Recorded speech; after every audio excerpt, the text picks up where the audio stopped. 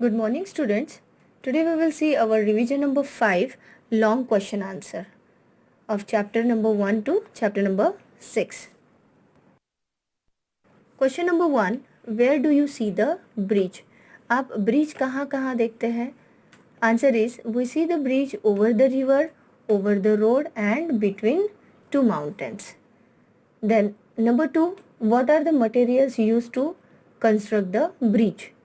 Bridge बनाने के लिए कौन सा मटेरियल यूज होता है? Answer is cement, stone chips, concrete, bricks, sand, iron rods etcetera are use to construct the bridge. Number 3, why do animals need ears? Animals को ears की ज़रूरत क्यों होती है? So the answer is animals need ears to hear and listen the sound of predators so that they can escape and prevent themselves from them etc. यानी animals को ears की ज़रूरत इसलिए होती है कि वो जो अपने दुश्मन है, प्रीडेटर्स है, उसका आवाज़ सुन सके कि वो हमारे पास आके हमें खाना चाहते हैं. ठीक है, हम हमारे पास आ गए हैं, सो दैट हम लोग वहाँ से भाग जाए और खुद को उनसे बचाए.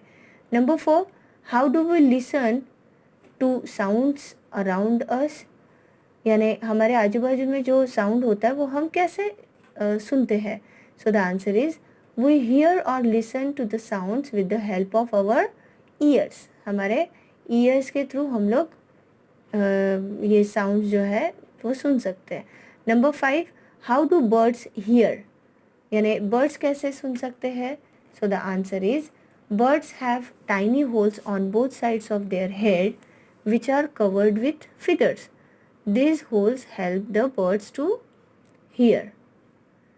Then number 6, why do animals have different patterns on their body? So the answer is animals have different patterns on their body due to the presence of different kinds and colors of hairs on their skin. For example, tiger, then है zebra, giraffe. इनके ऊपर जो अलग अलग patterns होते हैं skin के, hairs के जो अलग अलग कलर्स एंड पैटर्न्स होते हैं वो सबके डिफरेंट होते हैं. ठीक है, जिसके ऊपर से हम लोग एनिमल को आइडेंटिफाई कर सकते हैं. Number 7, which animals do we use for carrying loads? हम कौन से एनिमल्स का यूज़ करते हैं लोड्स उठाने के लिए, कैरी करने के लिए है? Answer is animals like elephant, horse, donkey, buffalo, oxen, etc. are used for carrying loads. Number 8, why do you think the egret is sitting on the buffalo? आपको क्यों लगता है कि ये जो एग्रेट है वो बफेलो के ऊपर क्यों बैठता है? So the answer is the egret is sitting on the buffalo to eat insects that are sticking to the buffalo's skin. वो इसलिए बैठते हैं क्योंकि बफेलो के स्किन के ऊपर जो इंसेक्ट्स स्टिक होते हैं, चिपके हुए रहते हैं, उसको वो खा सके. Then number 9, what are the various uses of khejri trees? Khejri tree के बहुत सारे यूजेस हैं. ठीक है, तो वो क्या क्या है? Let's see. The various uses of khejri trees are as food, making medicines, furniture and staple feed for cattle. यानी खेजूरी ट्री जो है वो हम लोग फूड के तौर पे भी खा सकते हैं. ठीक है, उसके फ्रूट्स होते हैं जिसको हम खाते हैं, उनसे मेडिसिन्स बनता है, फर्नीचर बनते हैं और कैटल जो है उसका वो स्टेपल फीड है, स्टेपल फूड है जो खाते हैं. Number 10, write 4 sentences on khejri trees. हमें 4 सेंटेंसेस लिखना है खेजूरी ट्री के ऊपर. Answer is number 1, khejri trees are mostly found in desert area. हमें वो मोस्ट ऑफ डेजर्ट एरिया में दिखते हैं, right. Then number 2, it is a small to medium sized tree. ये जो ट्री का साइज होता है वो एक तो छोटा, स्मॉल या फिर मीडियम साइज का होता है.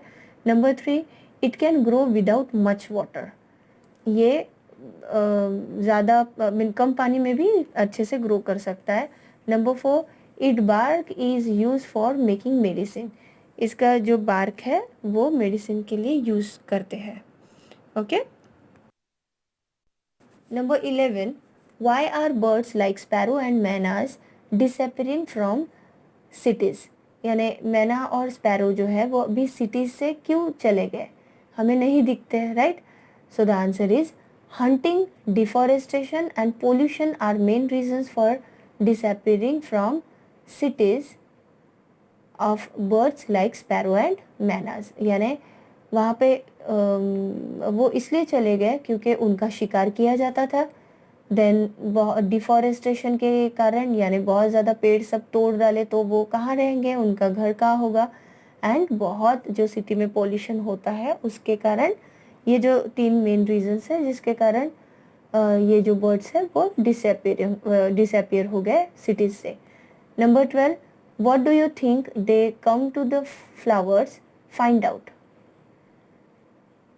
यानी they means who they means bees, ठीक है। ये जो हनी बीज है ये फ्लावर्स पे क्यों आते हैं, आपको क्या लगता है वो क्यों आते हैं? So the answer is they come to the flowers to collect the nectar produce by the flowers. वो नेक्टर्स कलेक्ट करने के लिए आते हैं जो कि फ्लावर्स ने प्रोड्यूस किया हुआ होता है।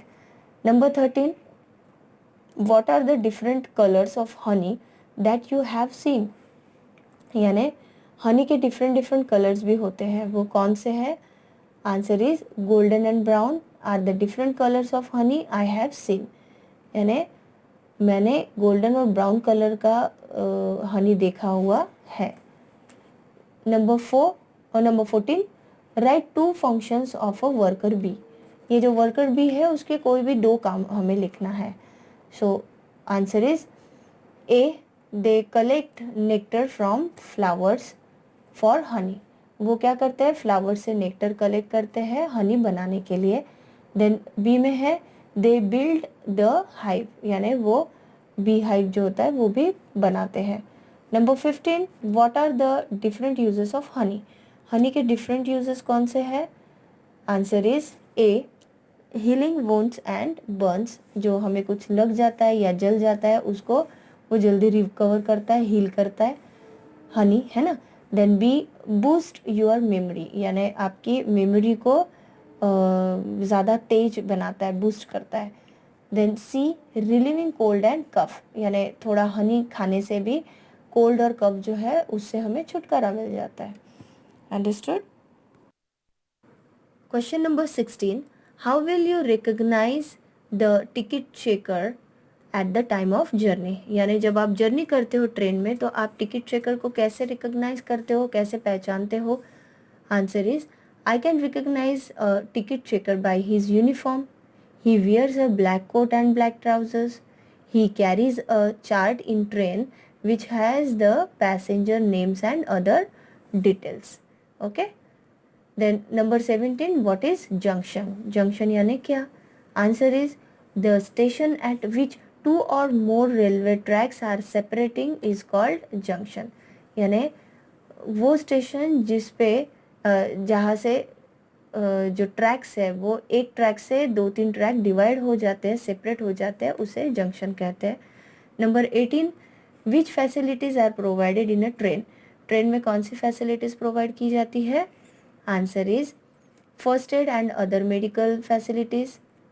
फर्स्ट एड वहाँ पे प्रोवाइड किया जाता है, या मेडिकल फैसिलिटीज़ भी कुछ होती है जो प्रोवाइड की जाती है। Then B, cloak rooms, safety lockers, waiting rooms at stations. आपने देखे होंगे सेफ्टी लॉकर्स होते हैं, क्लोथ्स चेंज करना है वो क्लॉक रूम्स होता है, वेटिंग रूम्स होता है ना। Then number C, pantry facility on trains etcetera. Even pantry facility भी वहाँ पे होती है, यानी कि किचन होता है, एक स्मॉल किचन होता है ट्रेन में जिसे हम पैंट्री बोलते हैं। तो पैंट्री फैसिलिटी भी ट्रेन में होती है, और बहुत सारे फैसिलिटीज़ है जो ट्रेन प्रोवाइड करती है। Number 19, what is the importance of railways, यानी रेलवेज का इम्पोर्टेंस, रेलवे हमारे लिए महत्वपूर्ण क्यों है? Answer is the importance of railways are as follows. A, railway is suitable for long distance travel, यानी रेलवे जो है वो हमें बहुत दूर का, अगर बहुत लॉन्ग डिस्टेंस का ट्रैवलिंग अगर करना है तो सबसे बेस्ट रेलवे होता है, जिसमें हम आराम से बैठ सकते हैं, खेल सकते हैं, सो सकते हैं, है ना, इवन वॉशरूम्स भी होते हैं। तो सबसे बेस्ट रेलवे जर्नी होता है लॉन्ग डिस्टेंस के लिए। देन बी में है it plays an important role in national integration, ये नेशनल इंटीग्रेशन के लिए भी बहुत इंपॉर्टेंट रोल प्ले करता है। Then C railways bind the economic life of the country, यानी रेलवे से इकोनॉमिक लाइफ जो होती है, यानी जो चार्जेस फेयर जो होता है वो रेलवे का कंपैरेटिवली कम होता है, तो वो economic life of the country भी बाइंड होता है। ठीक है, सो यहाँ पे टोटल 19 लॉन्ग क्वेश्चन आंसर्स है जो हमने एक बार फिर से रिवाइज किए हैं। तो आपको क्या करना है, ये जो मैंने आज 2 वीडियोस भेजे हैं, एक है रिवीजन 4 जो 1 वर्ड का है एंड रिवीजन 5 जो कि लॉन्ग क्वेश्चन आंसर्स का है, इसे आपको लर्न करना है। ठीक है, सारे रिविजन्स आपको लर्न करने हैं एंड उसके साथ ही जो हमारे चैप्टर्स है, चैप्टर 1 to 6, वो पूरे आपको अच्छे से रीड करना है कि अगर आपने रीड कर लिया तो आपको चैप्टर समझ में आएगा, तो चाहे कौन से भी क्वेश्चन पूछे जाए आपको उसके आंसर्स आ जाएंगे। Okay, and apart from this 5 revisions what you have to do, you just see that diagrams and identify the picture, है ना, ये भी मैंने दिए हुए हैं एक्सरसाइज में, बराबर, तो वो भी आप कर लोगे। गिव टू एग्जाम्पल्स भी है तो उसे भी आप थोड़ा देख लोगे। Okay, so revise all lesson 1 to lesson 6 and all the best for your exam. See you in next lecture, till then take care, bye bye.